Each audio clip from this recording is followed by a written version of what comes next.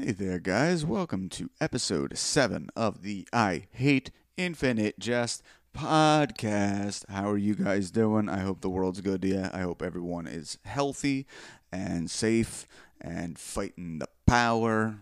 What power? Fighting the powers that be. My name is Jesse Dram. I am the host of the I Hate Infinite Jest podcast. Before we go too far, I said I would be recording a new theme song this week, and I did not get around to it, but I made something else instead. So why don't we give this a try right here?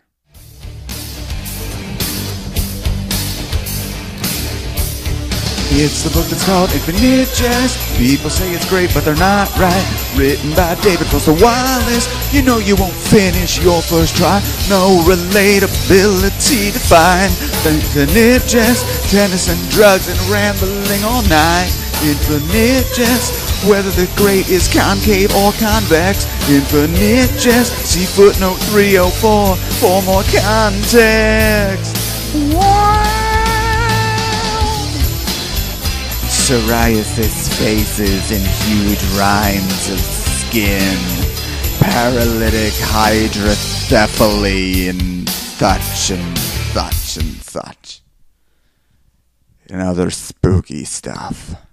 You know, I don't know for sure. That might be the first time that Motley Crue and David Foster Wallace ever crossed each other's paths, and I'm glad to get us there.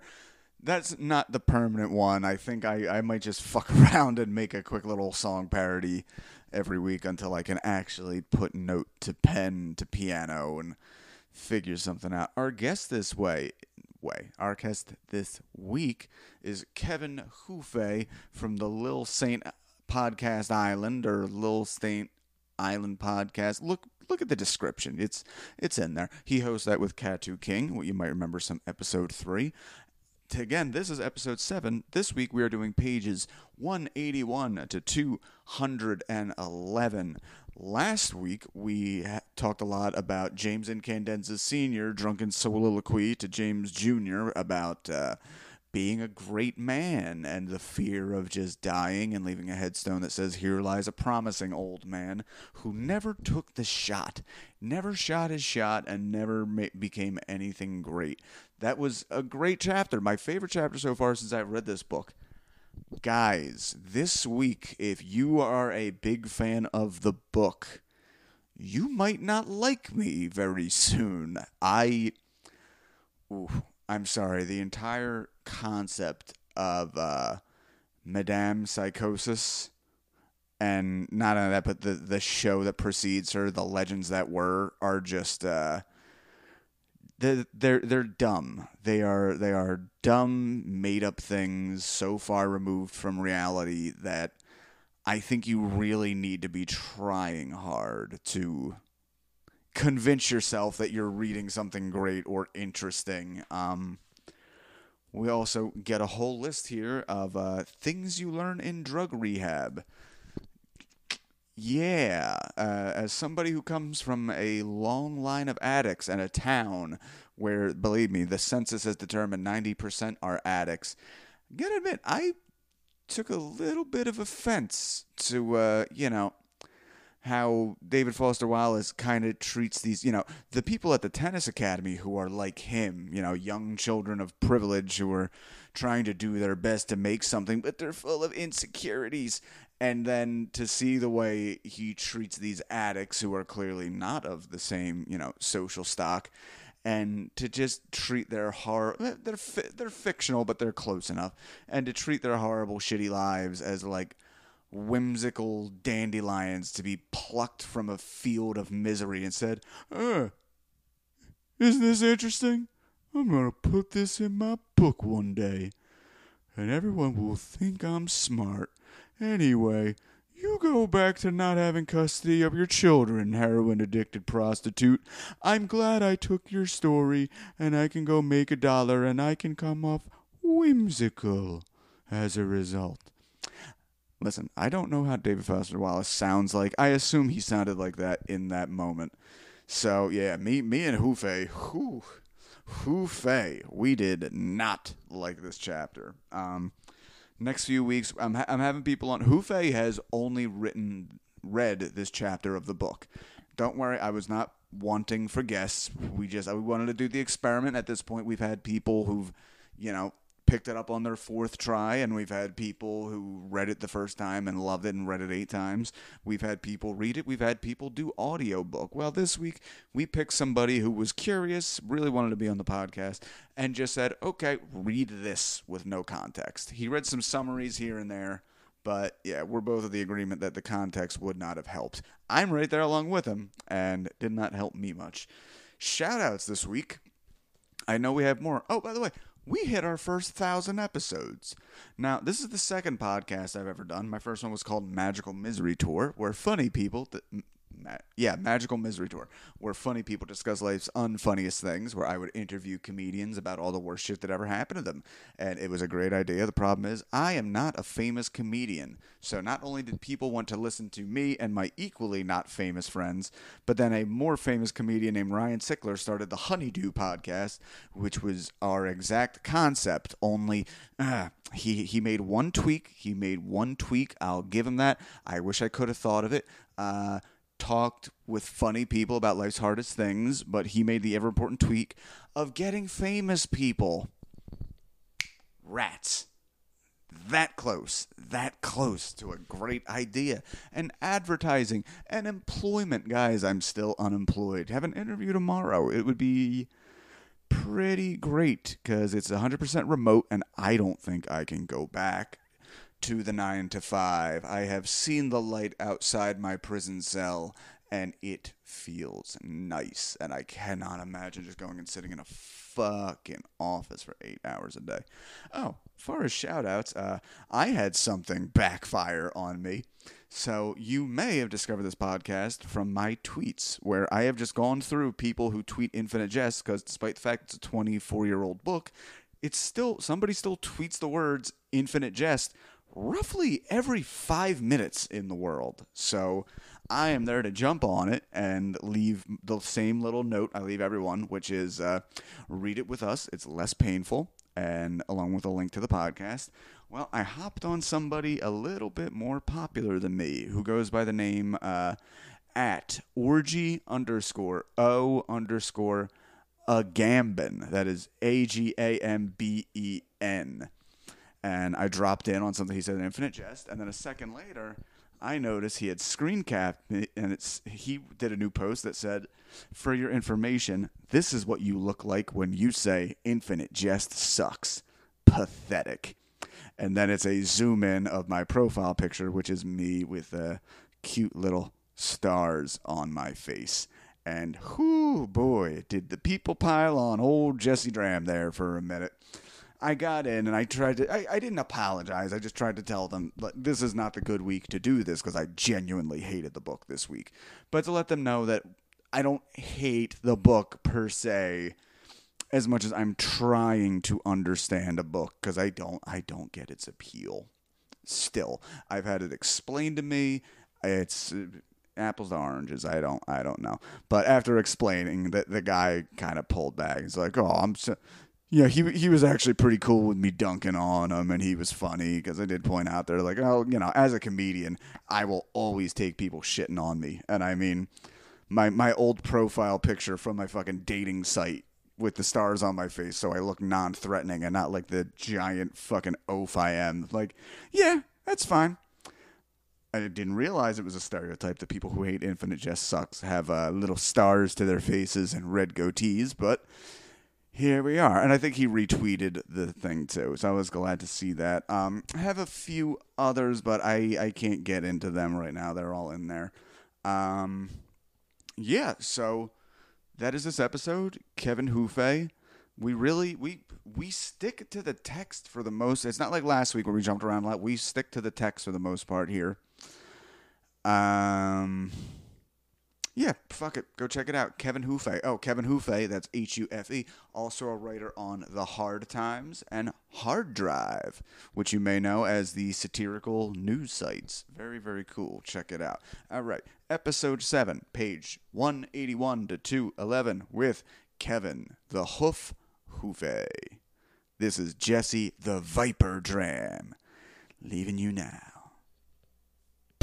It's the book that's called Infinite Jest. People say it's great, but they're not right. Written by David Foster Wallace. You know you won't finish your first try.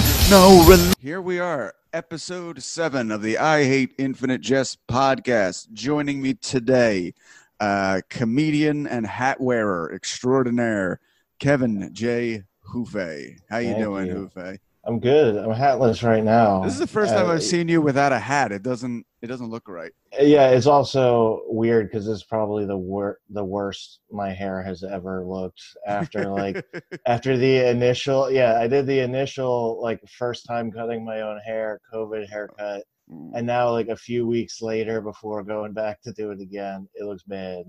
Yeah, it feels bad. It feels bad on my head that it's there. Dude, I had hair down to my shoulders in February, and I finally gave in and chopped it off.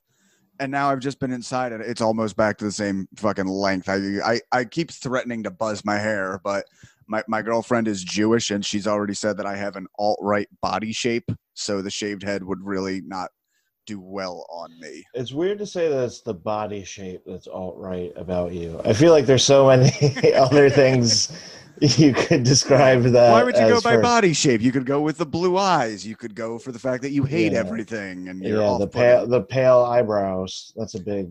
Dude, I've been dyeing my eyebrows for years, and now they're back to their ghostly color. But no, dude, you know what it is? It's just I kept getting photos of myself on stage, and because I have these white platinum blonde Ric Flair eyebrows, they just disappear in the flash. So I look like Uncle Fester grew his hair out. It does. No, I get it. Yeah. So, you are a comedian. I met you in Philadelphia, where you didn't live, and now you're in New York instead. Yeah.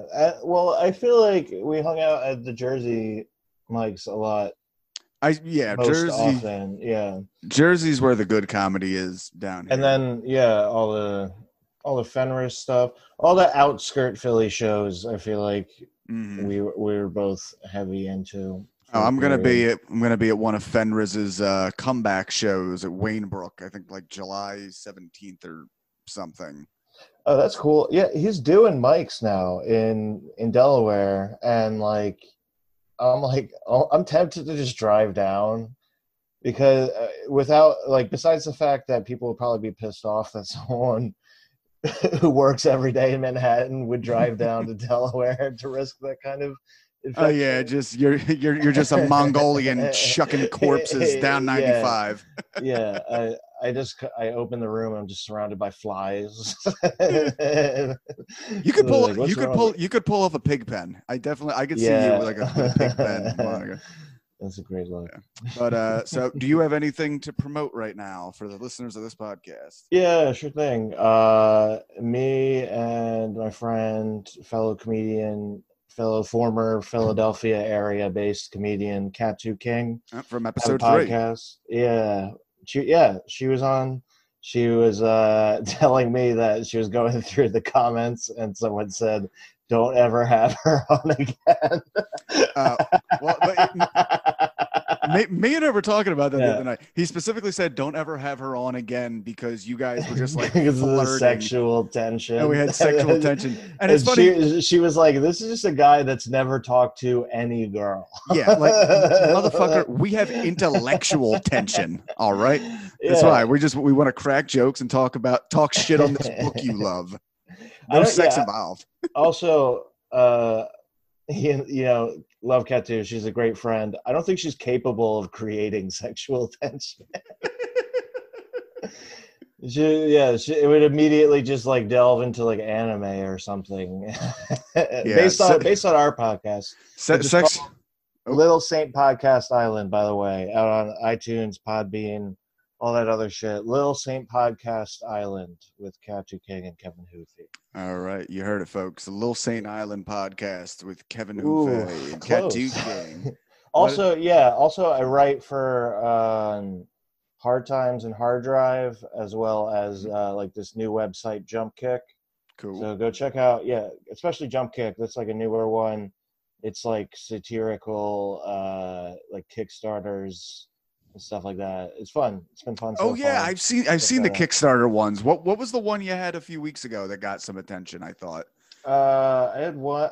One of the more recent fun ones was I wanted to get a wheelchair for my dog, so I'll have to remove its legs first. Mhm. Nice. Oh, well, Yeah. didn't you have one that like the founder of the Onion retweeted? Oh, that was like a while ago, like kind of before the civil unrest was outshining the virus itself. Ah, I had a virus article out for Hard Times. It was uh, uh, too much inside bad, brain all dumb now. ah. It was Nice, the man. whole thing was written in that voice. It was pretty fun.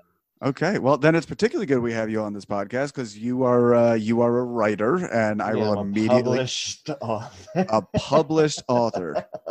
Yeah. Hey, dude, I'm a published author too. From that porn job I had. The two kinds of people that can call themselves published authors that'll make the kind of people that listen to this podcast grind their teeth down That's to right. powder. I wrote 20,000 words investigating the muscle woman fetish. All right, where the fuck is my Peabody? That's all I have to say. What's the investigation conclude? Guilty or not guilty? Was a hung jury. Let me tell you that. Hey. You want to know something I found out about that? So in the muscle woman porn, it's a lot of like lifting or getting your head squoze or whatever. When I interviewed a bunch of people who were into it, you know, the one thing they all had in common, they all had older sisters who had like bullied them when they were little. Oh, nice. Yeah. So when they got older, take the power back. That's right. They wanted a big, strong woman to, you know, say, "Get out of my room," and squeeze their heads and flick their balls. Yeah. So, yeah. What is your literary background as far as books? What books do you typically like? I gotta get it out there for the listeners that notice how I'm gesturing over here as if there are listeners that are actually watching. This is the only chunk of this book you have ever read. You wanted to be on. You haven't read the book. You've heard about it. Yeah. I kind of thought that would be a fun thing to do because I don't know, because like I didn't know a ton about this book going in. I kind of knew like what the people that are like that either like or dislike this book are like. I've heard the people who dislike it are pretty cool and big dicks. Yeah, so I've heard like criticisms of it, but like criticisms I feel like are like typically for this book in particular so broad. It's like or so like where it's like it's about the way that he writes or the way that everything's presented, where like content wise I knew absolutely nothing about this book. I didn't know if there's any kind of plot, any kind of characters involved, what kind of things are happening, anything regarding setting. I knew what people thought of it and what like people thought of those people. But I guess like I don't know. And then I don't read for fun particularly often. I like to read like philosophical based narratives, I guess. Okay. Like Siddhartha and the Alchemist and that kind of shit. Like Zen and the Art of Motorcycle Maintenance. That kind. I could not get through that fucking book. I don't. You have to smoke a lot of weed for. I only and read it really slow. Honestly, that's a book. Like the first time I read it, it took like a year to read, but I was like, "This is great!" Like the whole time. Okay. Because I would be because like you read a little bit, you stop, and then you like fucking contemplate on it, and then you keep going, like that kind of shit. Okay. Maybe I'll do that one on here after I'm done Infinite Jest. And yeah, it seems like because it's weird because the way I was reading this section was to like read the section where I feel like it might particularly benefit to slowly read this book because it seems to be his intention is to be like slow and meandering or whatever to an extent. Where it's like if you're like reading it like fast, it seems like it's just like, oh yeah, check out all this bullshit. All right, what's going on? Okay. Right. Yeah. That is I mean, hey, all I can tell you is I'm reading it slow and it's not working on me. Yeah. There is a great 350 page novel in this book that is 1100 pages. That's my thought. Yeah, and also as a fairly large book, it's deceptive. It's like hard to tell exactly how long it is Yeah. because it's a big print book. I don't Mm-hmm. know. Well, one of the things you realize as you go through it is that like 150 pages are just the footnotes. So you'll get a little closer to it. But so Yeah. before we just get into the nitty gritty, what did you think? But which, by the way, for we're doing episode pages 181 to 211 today. So yeah, Yeah. what did you think of your experience as a whole? Well, like I was like it. The lasting impression, I guess, on me would be like I get what this is all about. Like I get the appeal or lack of appeal Okay. that like I feel that sensation that I can see that people might derive from this book because like if you could tell like if you asked me to tell you what happened in those pages, I'd be like, I don't know if I could tell you what happened. I could tell you some scenes that were described, but it was and described in definite great detail. Like Yeah. there's no doubting that. There's no But doubt that some things happened here. yeah, it's like a lot of it, like literally a lot of it, word count and page count wise, is just kind of like going off on that like intentional literary device of starting every sentence the same way. Yeah. He does it like a couple times with like that and then describing something and that and then some other he does it Oh another well, way too. he's known for the weird nonsense starter of starting sentences with "but so when." Yeah, like things like that where I was just kind of like I get it. Yeah. It's like it's I could see it being interpreted as like ham-fisted or like intentional, but Mm-hmm. also it's like a kind of thing we're also reading it critically, and I feel like it seems to be like it would be interesting to see what a person who also like who hasn't read the book and also has no preconceived notions of it whatsoever thought of the book Mm-hmm. because it seems like it's been so engrossed in criticism for so long that it's like Well, here's the weird thing about the criticism is a lot of the criticism isn't at the book directly. Most of the criticism is about who the author was as a person. I'm actually on a lonely kind of island. God, I didn't even mean to say lonely island. I'm on a little island, as the only I'm on one a say. boat. I'm on a boat. That's how I get from the lonely island to the shore. I'm one of the few people that's just like, no, this is bad writing. This is not a good book. And it's interesting because last week's chapter I really really enjoyed, and as much as I really enjoyed that one, I really did not enjoy this one. So let's break into this motherfucker. What do you say? Yeah. Okay. Can you so I guess can you give me like a synopsis of what the what led to this? I don't know in the Oh, book thus far. what led to this podcast? Yeah, what was going on in this book Oh up until this God. point? Okay. That- God, you piece of shit. Okay. or yeah, if you No, can't, this will be an interesting challenge. Okay. Here's what's happening.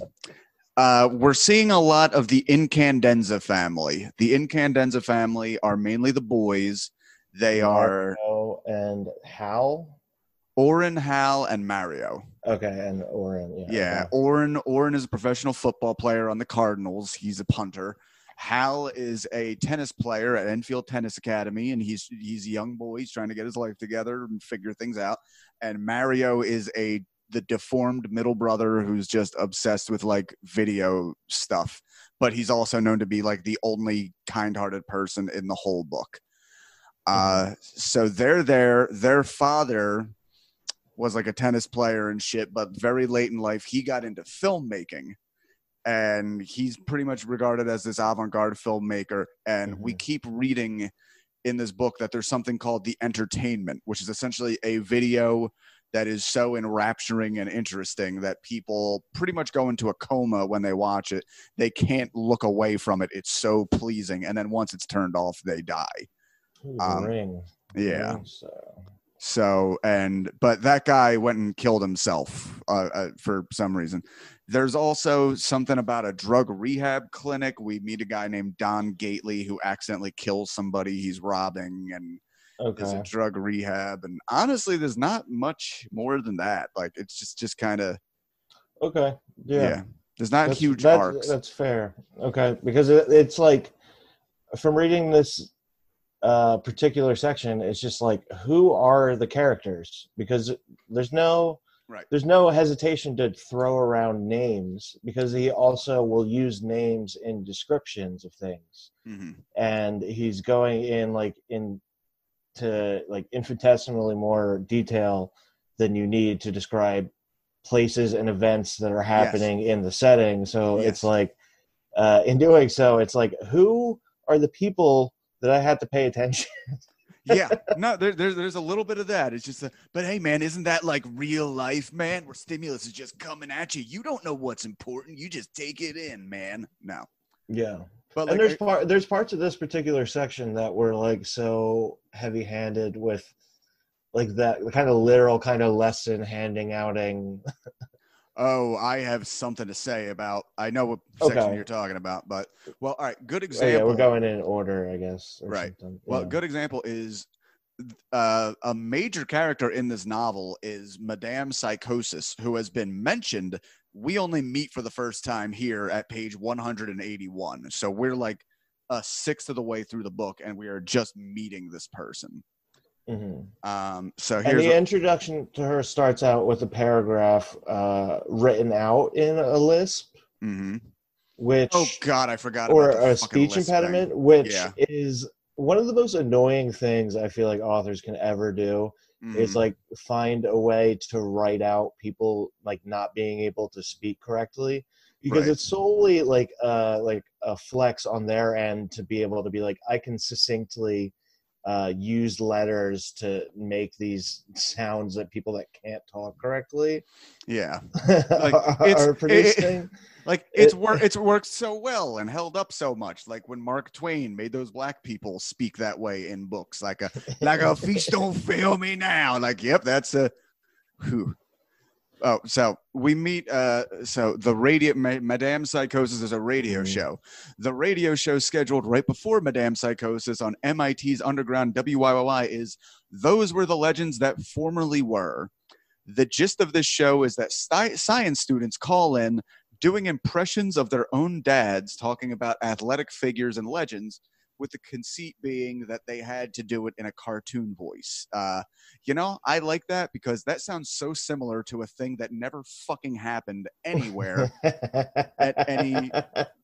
People talk Yeah. about how funny he is. This is part of the reason his shit always rings so hollow to me. Is it's so far out there as to not be relatable because hey, why not a show where people read their grandpa's will but they have to make chicken noises doing it? How about that? Where's my Pulitzer Prize nomination for that Yeah. dumb shit idea I just threw out there? But Yeah, like that the whole thing with like with all the stuff with the radio shows with like her radio show which like they describe following this mm, one it's like what it seems like the kind of thing from like David Byrne style shit where mm-hmm, it's just like oh I get it that like you lived a particularly like weird nerdy secluded life but then they like produce this art that projects it onto an entire world, mm-hmm. and it makes it like not make any sense because like like acting like a place. It's like the kind of thing where they say like, oh, because it's like a low level radio station, nobody gives a shit really. So they'll put on whatever so it can be like quirky or and it's like I guess but then like in real life there would be a station manager that's just like this is bullshit we need to Yeah, Like do exactly. like that's what it's just like I don't know like the shit isn't like the weird nerd fairy tale aspects of a lot of this kind of Yeah. cultural resonance. Well, that's the justification they use for the idea of the show is it's these students carry deep scars of their fathers touting athletic legends the students themselves could never live up to. But that is just so fucking. Can you imagine any parents ever like, oh man, why'd you have to go off and be a physicist when you could have been a third line fucking hockey defenseman? Like it's that's not a fucking world. I accept that some nerds feel that way, but that's not a fucking world. And, and also like the kind of thing of like it's such a weird obscure way to like release parental angst. Yeah. Like it's like there'd be like it's like such a it's you could like perform actual therapy on the radio. Right. You could receive actual advice on the radio. Mm. You don't need to do this weird like game play thing.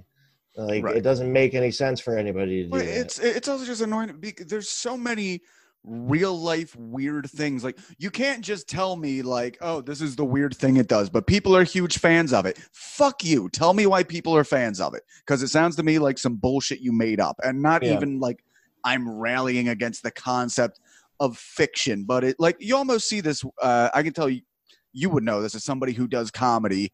Whenever like a family member's like, oh, I had a silly idea once. Maybe you could use it in your bit. I thought of a giant banana. Like, yeah.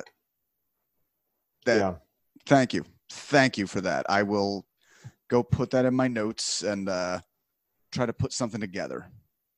Yeah. I don't. Ugh. Well, even like, because I don't know, I feel like it's more similar to like when people that think that they're so funny that they don't need to do comedy will offer you advice. Yep. It's closer to that than just like the random family member who thinks that they're actually being like helpful. It like in like in some kind of fashion. There's the people that'll go like, actually, like if you were any good, you would be doing this, right? Because this is the real stuff, and that's the kind of thing where it's like these people that just kind of like tout obscurity as like artistic merit, where it's just like I don't know, I don't think that's right. Well, it's my whole thing is I like dumb obscure shit, but like yeah. I don't. Also, it's dumb. That's why exactly. That's why it's okay because you put dumb in front of it. Yeah, exactly. If you like, I like the dumbest shit ever. I fucking play Magic the Gathering on the computer all day.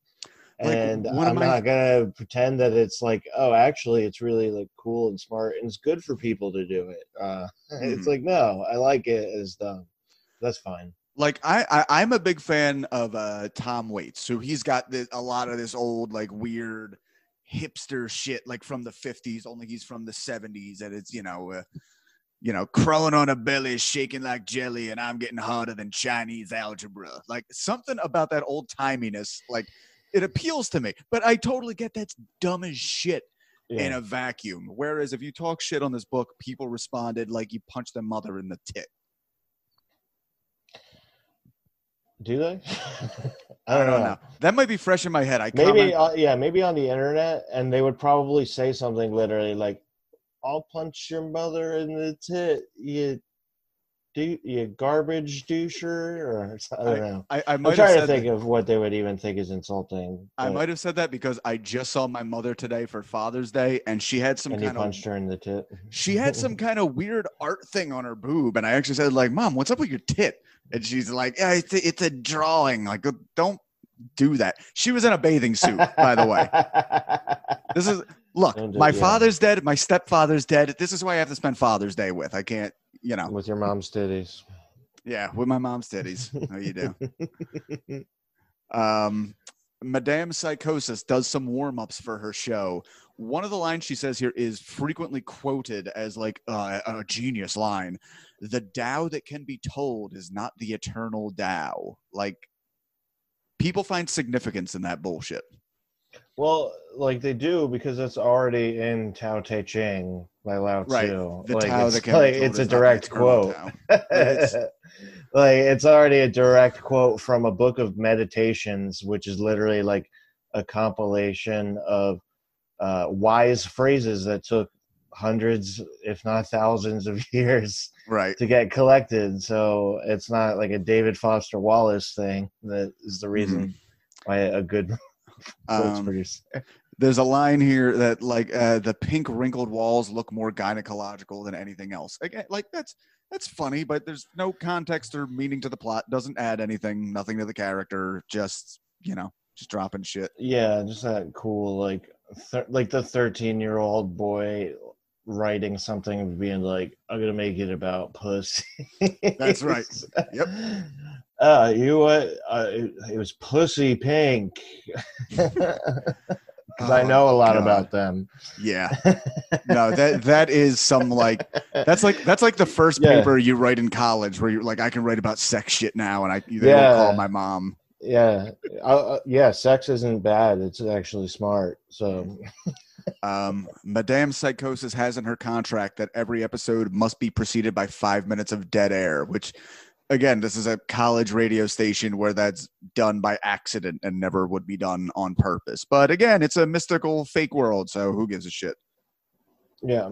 No, it is like, it would make sense if all this was happening. It doesn't make sense to like act like it's interesting or cool. Like if anything, if they were just like, if everything wasn't described like quite so flowery, it would be like a more interesting, like kind of like starkly bleak kind of setting to delve into. But I feel like there is a way this could have been done interestingly, but like the whole conceit with Madame Psychosis is she reads shit about like medical conditions and deformities, and that's it, with almost like no. She's just like, what is it, Elmira or whatever? She's like a radio Elmira, right? Like she's reading like different things to shock people and like make them feel weird or depressed or something.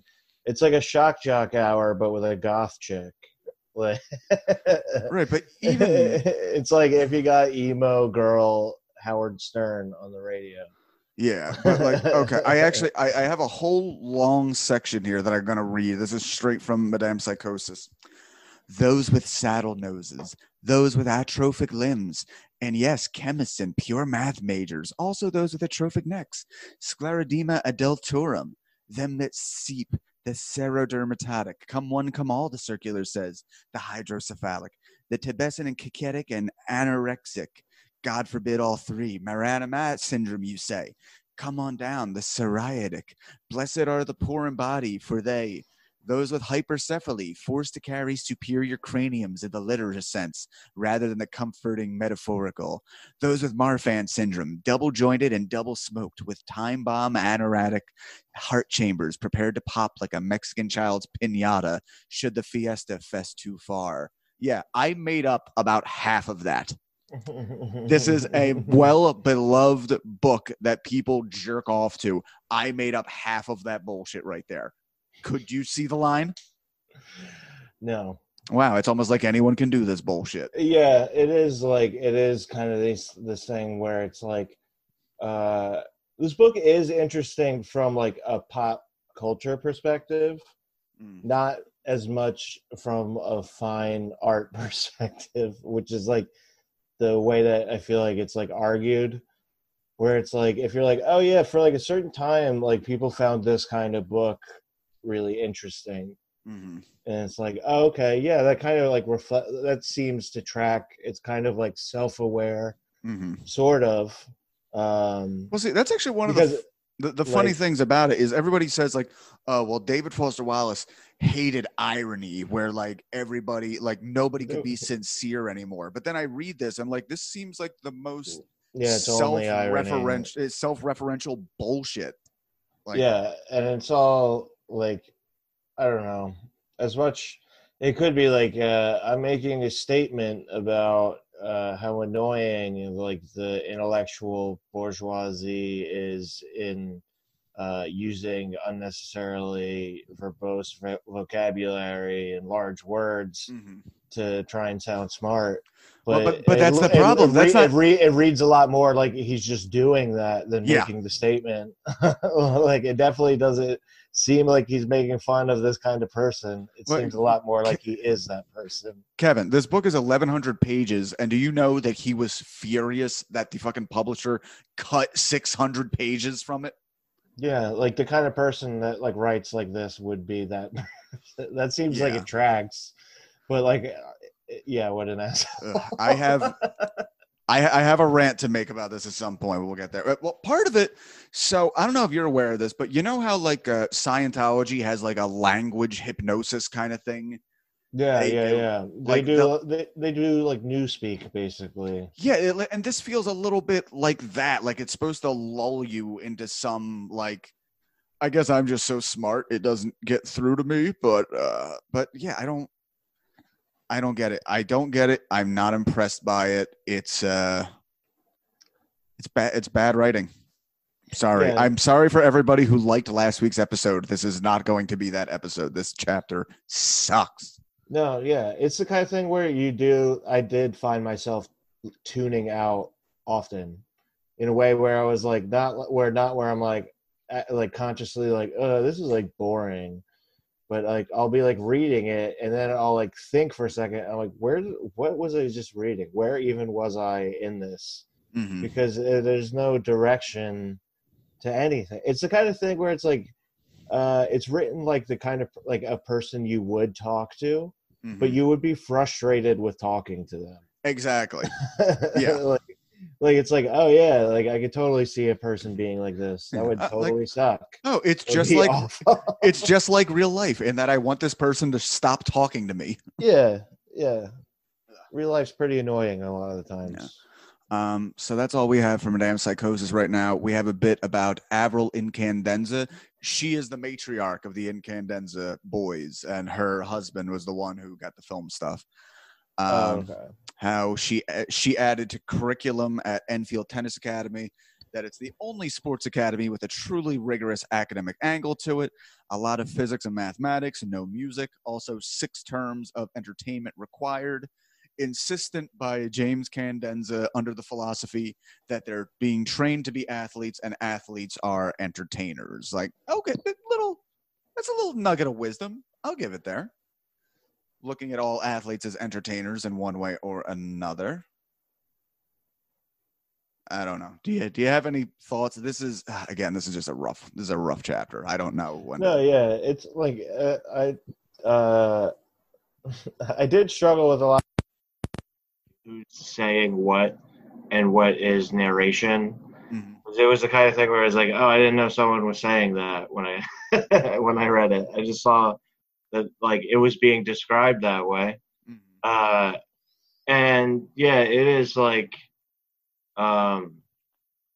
it just does feel weird with like so much of it being about like this like kind of like aesthetic wordplay. Mm-hmm. That he also tries to throw legitimate lessons into things, seemingly at least. Maybe it's like a thing with character development. Yeah. But it seems to just be like a legitimate attempt at extending words of wisdom. Mm-hmm. Gotcha. But also trying to make it playful and fun in a way that doesn't really land to me. No. Yeah. Okay, was just double checking that real quick. We have a bit about Mario was asked to leave his original school because he refused to learn to read and write. He'd much rather listen and watch, which he is more adapted to. This says he listens to radio the way kids did in the 40s, keeps the radio down to disturb his mother, who hates any projected conversation, not physically coming out of someone's skull. The house they live in is covered in lighting for indoor plants. Okay, these are interesting character things. When you described like the characters themselves and talking about Mario, that whole section seemed to kind of set him up as like the good guy who's also like a weird like possibly autistic person. Right. because they say like the way that he listens to the radio isn't at like appropriate volume for like sitting and listening to the radio. He sits like hunched over directly next to the radio Mhm. so that his mom doesn't have to hear it from the other room because he knows it disturbs her, even though she's never asked him to do that. Right. He just does it anyway. And then it was like, oh, okay, that kind of makes Mhm. sense for setting that up. See, he's the considerate son. Do you have siblings? Yeah, this is like the kind of thing where it's like, this is like an obviously like weird, quirky, bullied person writing themselves in as like a more hyperbolically suffering version of themselves and also a Uh, more hyperbolically innocent version of themselves. oh yeah. No, believe me. I have a thing later on here. Part of the thing I really, really do not like about David Foster Wallace's writing is he tends to write two ways about characters. Either they're people outside of him or they're characters made of his characteristics. But like the people who are all made up of him are all like they're like overly Sympathetic. what not only are they sympathetic, but they're like overly nuanced. They're all anxious and struggling and obsessively thinking. But then there's other people like he gets to when he talks about the drug addicts here, where it's he clearly like does not give a shit about them. Like they have Yeah, tattoos. they're categorized and labeled and then like sent off to like lay with the rest of the, like Exactly. yeah. No, I have a thing coming on that. We get a little detail here, and I'll let you in on this because I don't think it comes up to the next chapter. Madame Psychosis's voice is familiar to Mario, the way certain childhood smells are. What we're going to find out is Madame Psychosis is the star of the entertainment that his father had made. That's the infinitely thing, the thing that Wow. people watch and go into a coma. She is the star of. And she also had a long affair with Mario's older brother. So Mario recognizes the voice, doesn't pin it as her. So there's intrigue coming. There's some Yeah. stuff here. Oh God, what did you think of the whole section that was just breaking down the layout of Of the hospital. yeah. That was really long. And Yeah. it was like Mm-hmm. what, 2 or 3 pages at least. Yep. And it was like one of those things too where I feel like it's a flex, like as an author to do, to be like, oh, here's the kind of detail I can go into, and it's going to be so vivid. And like, would you like um it's like an interesting way to think, like when you're giving directions to almost do like a first person tour, like the Mm-hmm. way that like virtual tours of houses or buildings or whatever work, where Mm-hmm. it's almost like a Duke Nukem rail, like where you just kind of go in Ooh. and you see everything and then you're like, oh, that's there on that side, blah blah blah blah blah. Mm-hmm. But in written word, it's far less interesting than in spoken word to me, because Right. it's not, there's no warmth to it. So No, it's uh a very mechanical view, like this, yeah. like this is what a security camera would see of these places. And like not only with like, not only is he going into like insane detail on like how you traverse this campus, Uh-huh. he's like going, tries to use like in-depth referential metaphors to describe individual places Mm-hmm. within that, where it's just like, this is unnecessary. Right. Like the So, first part was unnecessary, you don't need to expound even further. And we see that this is like what you're doing, like you don't, mm, it's not subtle in any real like capacity. yeah. So there's the multiple houses that are on the same complex as Ennet House Recovery. House number 1, people come out stressed and agitated more so than they entered. Number 2, people tend to leave deeply changed, peaceful, or slightly glazed over. We find out that unit number 2 is a methadone clinic, and Don Gately, who becomes a major character, once pulled a prank by putting a sign on the methadone clinic saying it had been shut down by the state, awoke the next day to manically distressed ex-junkies who couldn't get their medicine, who were having immediate psychological withdrawal despite only a moment's hint at a long period of suffering. They smashed the windows and broke in looking for the stuff. I mean, hey, that's a picture. That says something. Yeah, this whole section also, it's like he's trying to describe the state of like mental health care and how it's viewed as like societally through this like commentary on, and then like he proceeds to do the same thing with like tattoos as the metaphor this time, like after that. And it is just kind of like, I don't really understand why. I don't know why you're trying to have lessons in this and also have it kind of be like this intellectual masturbation type. Yeah. Why be like every other author that can, you know, write an engaging story and then drop in bits of wisdom that are related to that story? Like, I guess like an equivalent would be like if there was a comedian that was like constantly murdering on stage, like they're killing, like the audience is absolutely loving it, and then they transition into like being extremely sanctimonious right, for small portions of their sets, and then trying to go back into like awesome material. Like, don't try and do both of those things at the same time. Oh, well, that's a big reason why in comedy the comics who are successful but sanctimonious are universally decried as really not being all that funny. So, like, you can pick one or the other. They're it's two different things. Like, okay. Number 3 is unoccupied, but there's construction in there all the time. Number 4 is mostly Alzheimer's patients with VA pensions. We get, pardon me. Number 5 is for the catatonics, referred to as the shed. We have a big-ass footnote here, number 67. Did you read the footnote? No, I didn't read any footnotes. You have to read the footnotes, Kevin. No. That's okay. The same T.S. Eliot. I can still understand what he's saying. Like, I don't need to go through all this. In the footnote, they say that the guards at the catatonic refer to it as the shed because the vegetative state inhabitants seem less to live there and are more stored there. Cops hang at a bar called the Unexamined Life that Hal frequents. They talk about the interesting people in the shed. One of the women in the shed is not catatonic. She's constantly screaming, right? I don't know if that was her, but it says she's so afraid of going blind that she keeps her eyes shut at all times and she's so terrified of being paralyzed that she never moves.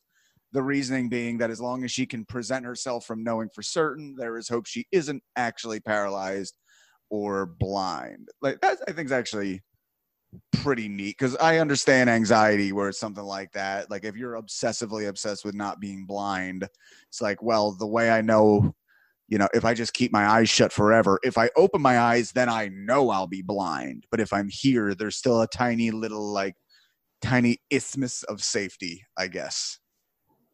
Yeah, that's another thing where it's like, okay, like, it seems like you're like going to great lengths to prove this kind of point about people being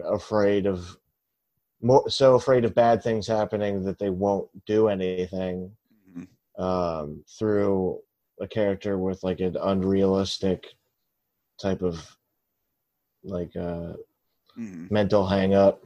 But I mean, it's like the kind of thing where it's like, oh yeah, it fits with this whole thing that you're doing, but like I don't feel like the lesson seems less valid because of the way it's being presented. Right. Like I feel like you could give that backstory to like a different character's past who's gotten beyond it at this point and refer back to it and actually, you know, say something about changing or outcoming or how people, you know, sink to that level instead of. Yeah, you could develop that character, put like any amount of depth into it, and then it would be like actually sort of interesting. But just like presenting it as like a concept like that, to just leave it is just like a thing where it's like, oh yeah, like look how smart I am. But usually when I make these complaints in this book, people tell me, oh, it comes up later, and I haven't seen any of that yet. But I don't know. Also, fuck that. Okay, I want to say this about books in general. Okay, fuck books. If things aren't good as they're happening, it's not good. It's the way books work. It's the way TVs work. TV shows work. If it's not good till the end, it was never good. It was never good the whole time. Dude, that was the argument I've made about this book, is that, like, even if there's good stuff in the book, there is so much bad in it. Like, if it's this big, major, incredible artistic work, doesn't it say something that most people who try to read this book give up on it in frustration? The fact that it came out 24 years ago, and people in our generation, I was fucking 10 when this book came out. I'm 33 now, and people are still talking about how fucking hard it is to finish this book. Doesn't that not make it a bad book? Yeah, I mean, it's like I don't know. It's also like there's such like this, people that think that they're smart are really annoying. To make like the blanket statement, and so people will find something that's like hard to consume and be like, oh, there's like intellectual reasons why this is uninteresting. To the point where like that's why like there's so many like fucking things that are like ironically popular, because they're like, oh, I have to find the ways to make this enjoyable, and like going through those intellectual hoops. Like what? Like The Room or something like that. My dog just came home. Hey, puppy. Yeah. Yeah, like that kind of thing where it's like jumping through all these hoops to sound intellectual or smart, and how annoying that is. Well, I mean, that's something I've actually come to terms with the last few years, where I've actually I feel like I have embraced being intelligent a little bit, but I very much do that to separate myself from my humble origin, like, where I remember just talking with somebody the other day, just like, oh yeah, no, I was surrounded by racists in my little hometown, and thank God I was born like ever so slightly more smarter than them, that I could intuit my way around that bullshit I was raised, as opposed to like, my stepdad's friend who, proudly gives shit to, in his words, the dot heads at 7-Eleven all the time, who are Pakistani and do not have dots on their heads, and fuck that idiot. Yeah, imagine thinking that like that was like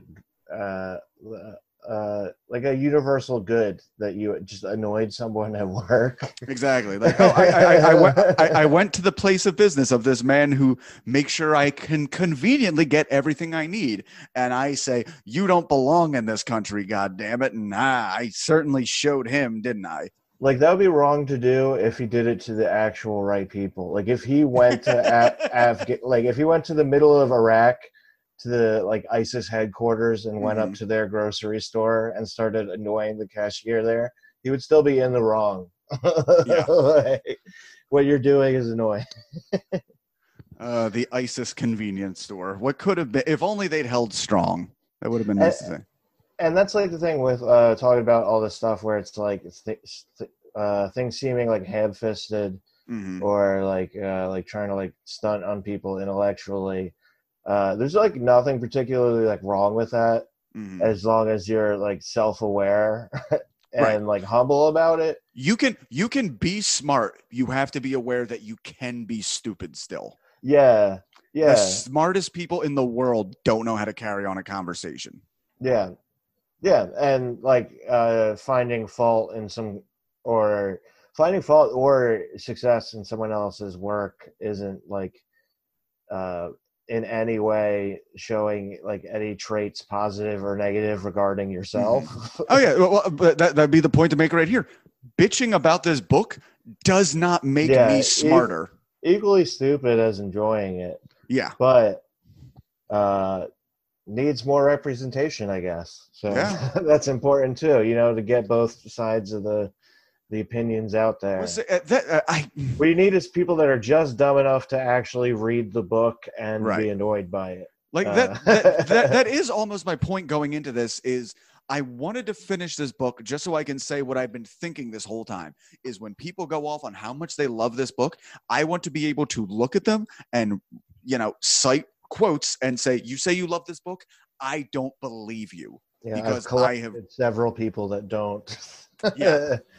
and yeah, nobody wants to go through getting all the way to the end of the book to prove that you wouldn't enjoy it all the way through to the end. Like, that's not satisfying otherwise. Dude, I think the first time I tried to read this book 10 years ago, I don't think I read another fiction book for a year because it put me off to it that much. Like every time I start reading a maybe piece of reading's fiction, the problem. maybe guys, reading is dumb. Reading's the problem. Okay. I'm just going to go quick through this and we're going to go right to the next one. House number 6 is the Ennet Drug and Alcohol Recovery House. Number 7 is dilapidated and out of use. It's a favorite place for Ennet people to relapse. As such, it is an immediate administrative discharge to even be caught entering. Over the hill behind number 7, people go to shortcut to local jobs and, most importantly, the ritzy Enfield Tennis Academy. That's the only important thing about that part is we find out this recovery house they're talking about and this tennis academy we've been talking about are geographically not that far away from each other. So there you go. Next, we go to a weight room where some of the boys are working out. Sweaty young boys. Footnote mentions a guy named Keith the Viking Freer who is insisting he's trying to give himself the nickname the Viking, which they just call him Freer. To which I have you ever tried to give yourself a nickname? Because I have. This whole section is really like indicative of what happens when you try and have someone that has never exercised negatively describe how people exercise and what those people are like. But the fact that he said he was spotting him on bicep curls. You don't need a spot. Yeah, for bicep he's like curls. He's spotting him on bicep curls and like the inspirational things. He's like yelling at him. He's like, "Imagine that he raped your sister." Yeah, it's just like people just like lift weights, right? They don't have to be like the most evil cartoon jock that's ever existed. Yeah. Also, just to put out there to people, if you are over the age of 20 and you have ever referred to anybody as a jock or an alpha, like just fuck yourself. Damn. Yeah. I had to go fuck myself because I just called them jocks. Well, there you go. It's fine. Yeah. But it is funny that it's in reference to jock straps, which aren't used anymore. So it's so wait, I do have a little story here of I remember being a young boy and I was on a football team because I'm such an alpha jock. Yeah. No, I ended up quitting the next year because I got too fat and I went up a weight class and all the other kids were 2 feet taller than me. But anyway. Oh yeah, I was a you should join football so you can play offensive line kid. And I was like, no, I'll just try and lose weight instead of accepting that future for myself as like a 7-year-old. Yeah, you're a 7. Like they hit their heads a lot. The kids that were like okay with that when they were that age too, and they never lose weight or change their body shape at all. They just are like a round kid turned into adult. Yeah, no, I didn't lose the fat until I was 18. And Oh, but I remember I was like 8 or 9 and I was a big fan of American Gladiators, and one of the gladiators was called a Viper. And I tried to get my coach to start calling me Viper, and still the thought really makes me I just imagine this guy who was probably 27-year-old. Here's a little fat boy like, hey, I really think I'll play better if you call me Viper. Just like, kid, just fuck. Go at home to like his roommates in like in a condo, like fucking pounding Maddie's, going like, yeah, the little butterball asked me to call him Viper. I didn't even know how to say that. There's no fucking way that that's happening. Yeah. He wants to be called Viper. He's shaped more like a flounder. Hey, you know what's funny, though? That could have happened because you might know the name. My Pee Wee hockey coach is comedian Vince Valentine. He was my Pee Wee hockey coach in Belmar. I feel like I've seen the name on posters. He's a road guy. He's been around forever, but funnily enough, years later, I got into this. Yeah, shit. That's cool. So you never tried to force a nickname? No, I have a weird enough last name that usually takes care of itself. True. I know. Like if you have a weird last name and you're hoping people will give you another nickname, that would backfire so hard. Yeah. I think I've referred to you as Hoof a lot, but never to your face. Yeah, it's fine. Yeah, I know. It's also when it's like weird enough. It's like I don't care. People aren't gonna pronounce it right. It happened my whole life.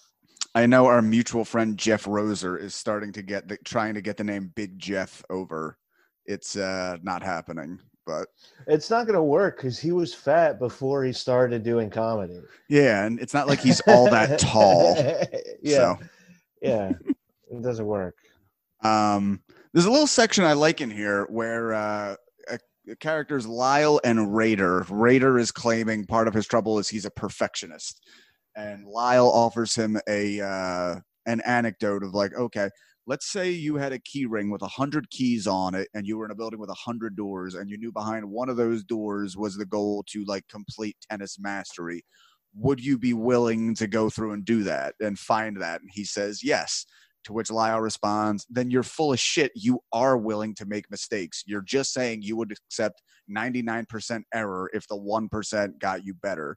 The paralyzed perfectionist you say you are would stand there in real life before that door, jingling the keys, afraid to try the first one. As somebody who has friends who are perfectionists and it really makes them fucking annoying, I enjoy that little story. Yeah. Yeah, that was that was another thing where it was like, do you think people like just do this casually with like talk this way with each other? Yeah. Like it makes sense within the context of a book, but I don't know. I don't know. Maybe. Yeah. All right. No, but I can get that. I could see connecting. That's the thing with this whole book, where it's like I could see connecting with individual snippets, but I don't see a particular. I don't feel the drive to like feel connected to them. Like I said, man, I hated this chapter so much. I'm just trying to put any nice thing I can say about any part. Spins on it. Here comes what I consider the most offensive chapter so far. Little things you learn after a lot of time at a rehab clinic. Here's some. One. Yeah, this part's really fucked up. Like, yeah. I'm going to go ahead and say that. All right, well, I have a rant here. So once the government takes your kids, they can take them for any infraction at any time. 2, after you quit drugs, you'll have terrible acne for months as your body secretes toxins. 3, alcoholic hearts swell to twice their normal size and never shrink back down. Here's a great one. Number 4, that black and Hispanic people can be as big or bigger racists than white people, and then can get even more hostile and unpleasant when this realization seems to surprise you. David Foster Wallace, alt-right edgelord, all lives matter. How do you like that? Yeah, the weirdest part about that is it's just there's no context to it coming up. It's like you're reading the rest of the book and then there's just like weird part thrown in where it's like, by the way, black people's penises are the same size as white people's penises. Yeah. Don't you understand? It's funny. It's funny. Yeah. I wrote a little parody thing here of, Mr. David Foster Wallace, Mr. All Lives Matter. Although if all lives are lived singularly, then what true meaning can all mean anyway? If they're ever naturally singular, never to be merged, except the temporary bond of lovemaking, which all but the most foolish Italians agree is nonsense, then to connotate all is redundant. See, I just wrote good. And who's to determine matter? Do we trust the egghead scientists with their Harvard-trained minds and their well-crafted lightweight glasses that are They're just slightly askew from the end of the brow, so that only the bottom half of their peripheral vision is clear, whereas the top half is as blurry as the moors of the sky. It's almost as if the Ivy League has grown up their pant leg and has obfuscated their Yeah, view. Where yeah, the fuck is our MacArthur Fellowship? That's what I yeah, want to know. We're writing just as good as this genius. yeah. Okay. Yep. Here comes my rant. Hufe, hope you hang in there. This is just what I've written. Here we go. Bunch of stuff about sex, that 60% of drug addicts were sexually abused and the other 40% can't remember their childhoods. That drug addict prostitutes find it harder to give up prostitution than drugs. That drugs become a type of God you can't live without. So a big part of the issue I've had with this for a while, this book, is class. I can only imagine this. Yeah. Well, He's a bougie piece of shit, like through and through, and it comes through heavy in his description of addicts and like the criminal equivalent of mental patients. Dude, like, right here, just these little chestnuts he's throwing out there. Like, I can only imagine this being interesting and enlightening if you were raised in the upper class and your experience with addiction is like, oh, I had an uncle or a father who was a functional drunk while being like the president of a company or a philosophy professor, or like an aunt that had a pill habit, or a friend who had like who got too into marijuana at 18. It's an understanding of something of it like from such a distance that it's like inconsequential to your actual like happiness and well-being, where you can like where they're actually like thinking of themselves as like objective observers, where they're viewing it more scientifically than people that like care a lot would be viewing it, where it's like, no, it's just kind of like a lot of quick judgments that are not really based in fact. A lot of it, because a lot of it is like relatively interesting, and especially would be before like the advent of like the mental health I don't know if you would say boom, but of its like acceptance in general society, and like the concepts being like practiced. Oh, well, that's the thing, dude. We're only like 15 years into like you can have therapy without people thinking you're crazy and something's wrong with you. Yeah. And admitting that people who are drug addicts, like, well, there's definitely some mental shit that led to that. But like, my thing here with these things he's throwing around, I can't think of any of these. I imagine people reading this book in their 20s and like, oh, like that fucking Hunter Thompson, like he's really lived. And again, it's coming from a very lower working class. I had seen all the shit by the time I was 13, which is why I'm actually kind of offended by this chapter. I don't get offended by much. But yeah, and you can lump in like the kind of like blanket statements that he's making with tattoos like that follows this. With like the same kind of line of thinking, because it's that same like judgmental like weirdly like from a pedestal of holier than thou, while also like not actually like making any kind of like succinct or interesting points, where it's exactly, it's like, dude, these are real like my personal thing. I saw my sister become a fucking prostitute and a heroin addict. I saw my dad get arrested 3 times for puberty for drunken brawls. And that's why it's kind of hard for like, yeah, David Wallace, fuck you and your cute observations about, you know, where you actually crying about your pain can make you feel good. The line he has here, that it's easier, he drops this in his facts, I guess, for everything else. It's easier for low IQ people to quit than high IQ people. Oh, what a fucking shocker. The poor little academic boy supports the theory that makes his struggle so much harder and more valiant and glorious than the people he fucking disdains and looks at like a virus. Like, I said it jokingly this episode, but the last episode, but I meant it. A lot of people with crippling anxiety are really suffering the fear that the world is judging them as hard as they judge everybody else. Like, this guy, maybe the sad truth is your insecurities were right on the fucking money, that you threw out every $10 word you had, knowing it would hide the fact you had nothing to say, that you avoided celebrity not because you were some tragically unidentifiable shyness, but you didn't want your dirty deeds known in public. I'm here to say, in whatever plane of existence you're currently polluting right now, that shit came out of the wash and your dirt is fucking known. It's why I cannot give a fuck about David Foster Wallace or his struggles, because it's apparent to me that he saw the struggles of people like him as epic and valiant and spirit crushing, and the struggles of people like me and my family as a mine for twee whimsical footnotes on our suffering to be cashed in. And where the fuck is my MacArthur Fellowship, God damn it? Because that's the shit that I was just fucking engaging, entertaining. It didn't come out as well as I thought, but whatever. Yeah, and it came from like a place of personal experience too, rather than this like weird like, oh, I'm in a position of pure objective observation, so that makes me correct, or like my point's more valid in any kind of way. It doesn't read to me like he gives a fuck about these people. And I know a lot of people, well, he was an addict. Like, I don't. Most of the worst people I've met in my life are addicts. Like, it doesn't have to do with like being an addict, but if you're like a bad person and you like are like confronting it like mentally at all, it'll often drive you to a state of discomfort so heavy that you do have to satiate it with alcohol, where it's like like a lot of people are in really bad situations and they suffer from things like addiction, and their struggle with it should be or their battle against it, I guess is a better term, should be commended.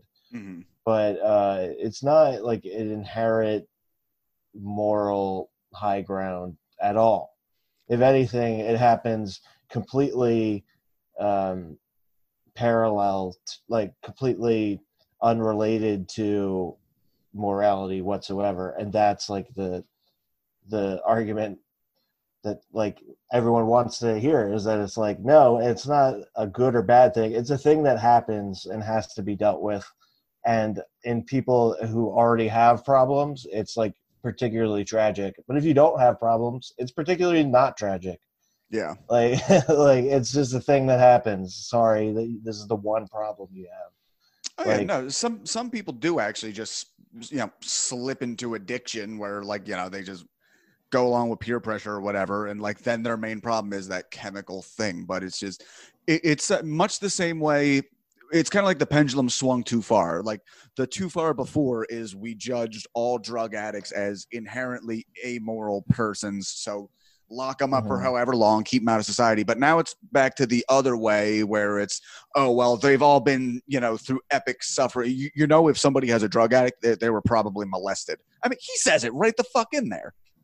Yeah, it's like it comes to a thing where it's like the like natural balance or stasis would be a lack of judgment rather than good or bad judgment, and that's where people kind of overstep with the intention of being more fair, when it's like it's not necessarily always fair. Like, sometimes people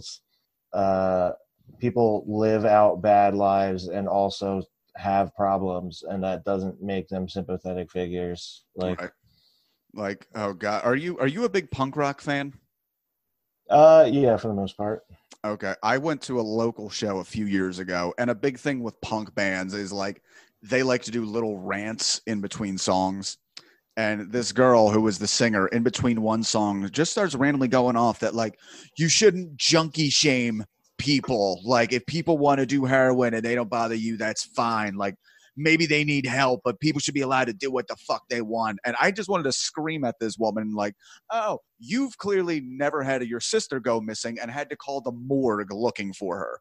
That's what this shit sounds like, where they want to portray it like, Yeah, It's or it could be like one of these like crust punk kids where it's like, oh oh, yeah, what? clearly you just have problems that you just don't want to address. Hmm. So you want to not be judged for having problems, but you also don't want to fix them. So it's like, Well, the crust punks actually fit in very well with this entire thing we're saying about David Foster Wallace. Is I don't, hmm, they're out there begging for money along with all the homeless people, but they have most of these people are they're vacationing in homelessness.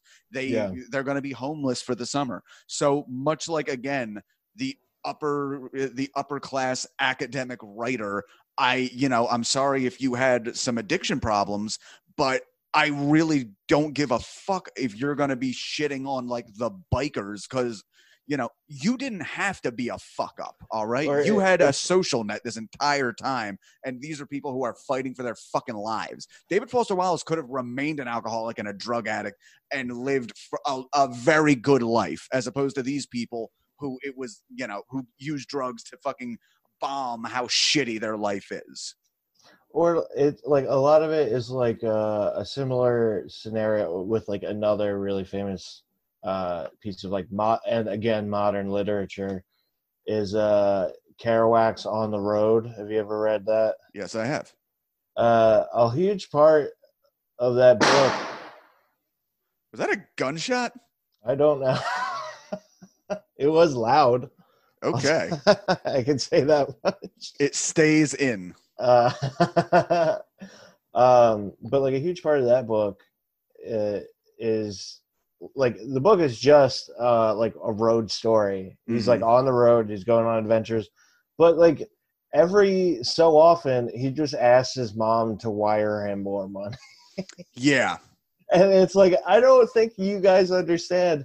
That kind of eliminates most of the like adventurous intrigue for a lot of this book, because it's Right. just like, oh, this is just a kid that like took a bunch of years off from living in New York to go like fuck around on like the American roads Out like, there, freedom, the open road, nothing to tie you down. Also, knowing you can go home to a warm bed whenever you like and just wait for dad to die. Like, suck a dick.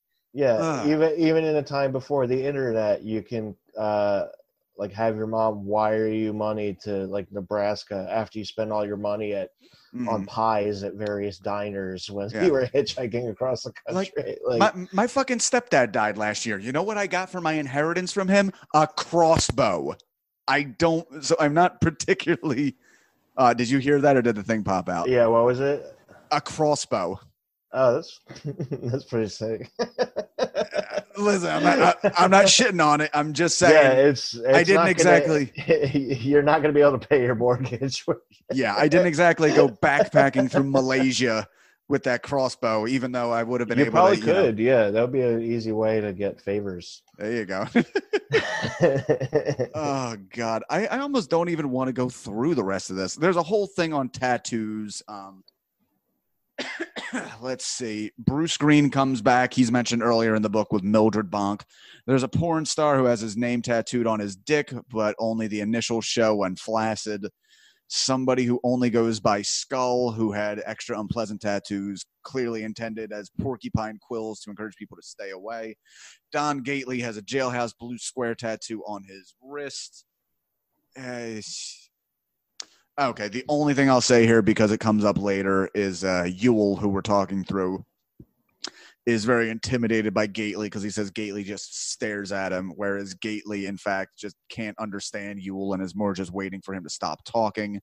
Ewell has a whole thing like, oh, these tattoo people don't even regret their tattoos, where Gately says, well, his regret on tattoos is minimal. He has legit regrets in the form of crimes he committed while dealing and doing drugs. Good enough. Yeah, it seemed like Gately was just like, who cares? Yeah, like, dude, I have bad tattoos. Who cares? It just, yeah. It's, I don't know. It's also like the '90s seems like a late period of time to be. This one just came out, right? The '90s. 96. I think he'd been writing it since 1989. It's like a late period to be examining. Like, oh, why do people get like like? It might have been like somewhat more. Somewhat less of like a tread territory at the time, but like it's still relatively recent to be like, uh, why is black clothing cool? Like, Yeah. I don't know. I do feel in earlier chapters that this does kind of like stink of the grunge era a little Oh bit. yeah, and yeah, the kind of like writings that I feel like are similar to this are very much like of that like at least mindset of that Hmm. era. Like the it like has a little bit of like Fight Clubbiness to Yeah. it, like a little bit of Palahniuk or whatever. It reminds me. Have you ever read Chuck Klosterman? Like a I lot of I his know that essays. name. I wait. What are He some of his did. essays? Because I've read some of it. His books are like Sex, Drugs, and Cocoa Puffs, and like Eating the Dinosaur and stuff like that. It's like a lot of like essays that he wrote for Rolling Stone over the years that are just like Okay. brief, Hmm. brief like scenes and eras of pop culture. Hmm. He has a weird essay about like coaching a little league team. Okay. He has an essay about this one guy from like the 80s in that was like a particularly like cool dunker in Okay. college basketball that like never Hmm. made it and stuff like that. It's like a weird, just like interesting, like I don't know, like little timestamps kind of. Hmm. Um, Yeah, I will say about David Foster Wallace, I've actually liked his nonfiction shit. His little essays have been, as opposed to this book where like I can't even see what people like about it. In like his yeah, essays, it's like, okay, this isn't the best thing ever, but like I get this, you know? yeah, because like a lot of the way I feel like those things emphasize is like perspective and like the Hmm. author in particular's perspective, Hmm. where it's like uh it seems like intentional, like the kind of thing that a guy with like very thick frame glasses uh goes down to like sit at a coffee shop to write. Hmm. But at the time, like that wasn't like a widely circulated stereotype, I guess.